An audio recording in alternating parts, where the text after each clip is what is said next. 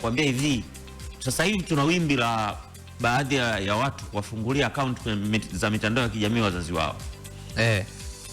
Unakuta baba yako au mama yako mdogo au shangazi kaposti kilibwasha la ajabu. Kaposti lidude. Yaani andika kitu cha mpaka unajiuliza tu. Hivi ni anti wewe ndio nimechanganya mipango. Mimi nakwambia hivi kwa sababu anti mwendo kasi. Nakwambia hivi kwa sababu moja. Mimi nimwambia mzee wangu. Nikamwambia mzee, nakuona Facebook.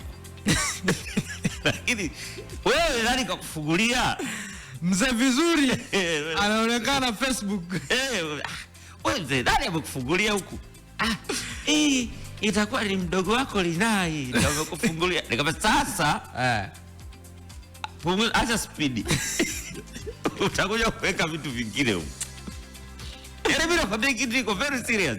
Kweli. Wazazi wengi sasa hivi wanafunguliwa hizi account kwenye mitandao.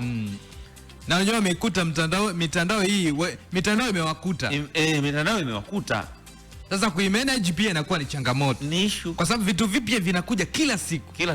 Yeye ikileta pale ku accept. Wewe haupo. Yeye anaruhusu accept.